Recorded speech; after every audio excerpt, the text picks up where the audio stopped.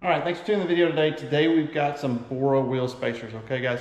If you're looking and you're gonna run stock wheels like this with a 37-13-50, you're gonna rub your radius arms right here. You're gonna rub your sway bar right here. You can see where I've already been doing that just for a day or two, okay? I like to run stock wheels. I like to run the 1350s, 1250s. You probably won't have as much. 1150s, you can probably run those without any rub. But when it comes to wheel spacers, I've ran them on my truck for years. I've ran nothing but Bora. You can Google Motorsport Tech. The website will come up. If you call Lenny Jr over there, he'll take care of you. What you're looking for is that logo right there on that wheel spacer, okay? The tolerances are really tight on these, and that's what I like. There's not any slack in them. When you slide them on, I've got to knock those little brass clips off real quick. But when you slide these on, you can just see they're hub centric. They catch the hub, and then you've also got the lip right here to take the tolerance out of the hub when you put the stock wheel on it, okay?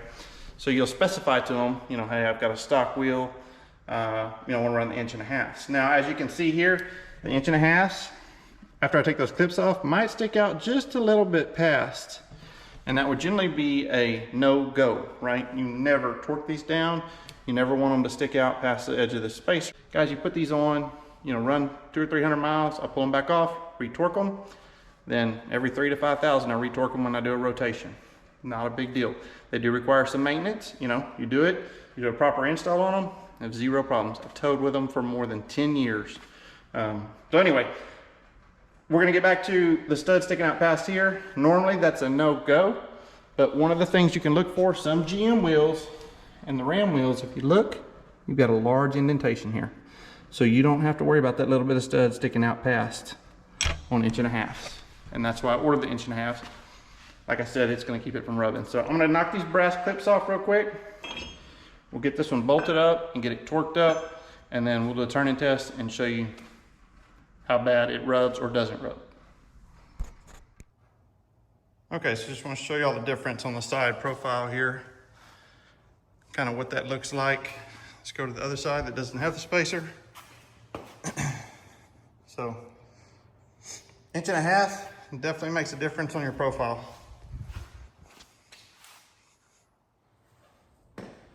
All right, so we got the little copper brass tabs off. You just pull those off with a pair of dikes. Got all the lugs on here, and so we're gonna torque this to 130. So let's get the screwdriver right there in the calipers, the way I do it.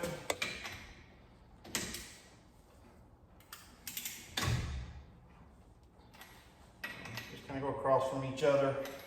I'm not going to the full 130 on this first. Make sure it's seated right. Just kind of work around a little bit, and we're gonna work our way up to that 130. Like I said, proper installation, take your time, pays you back.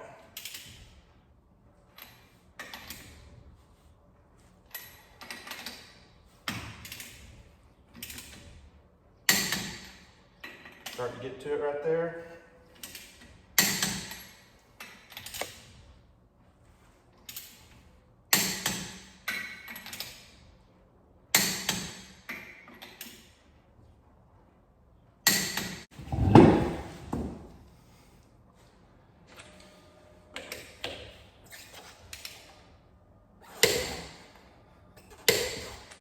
Okay, so it got a little dark on me last night.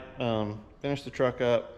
So just kind of want to show y'all what the spacers, kind of what I had to trim, stuff like that. So anyway, this is just kind of want to show you the profile. I'm very happy with how it came out, the stance. I mean, we're probably maybe 1.5 inches outside the fender. Looks pretty good right there. You can see the backs came out too. But the 1.5 inches did not require any stud cutting or anything. So you can put them in as long as you have the pockets on the wheels. Everything was good. We've got the Carli springs. I'm gonna patch that in on this video too. Okay, so y'all remember when I said we were gonna put some Carli stuff? Spacers weren't gonna last long. Got those out, they're right there. And then we got the Carli springs right here. And just remember, if y'all are installing Carli springs, pay attention. Passenger side, driver side. Make sure you have both coil springs, different part numbers. Make sure you put them on the right side. Carli 3 1/4 and the Fox 2.0s. Now, if you're going to do these, you're going to run these 37-13-50 mud graps, you're going to have to trim this pinch weld, which you can see I've done here. You're going to have to bring this plastic up just a little bit. And I have 0 rub, and I'm plenty far away from it that I shouldn't rub pulling in anywhere. So I can have my full turning radius back. Everything works on that. Anyway, it's pretty easy install. I installed the dually light there. You can see it under the deal also. But yeah, just has a good overall profile. Shout out to Bora Spacers for getting those spacers to me so quick. Like I said, if you need any spacers, contact Lenny Jr over there. He will get you hooked up. Bora does a really good job. The guys, don't buy cheap spacers. Buy the good ones. If you're gonna run them, I've ran them for, like I said, probably more than 10 years in towing and everything. It's fine. Do your maintenance on them, you know. Retorque them every tire rotation, and then drive them 200-300 miles. I'm probably gonna drive it for the next 2 or 3 days.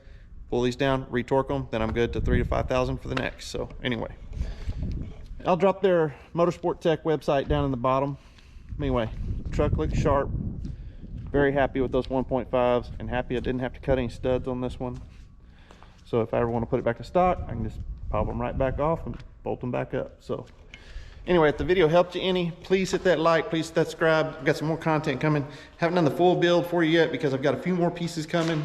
So stay tuned, hit that subscribe button. Catch you on the next one.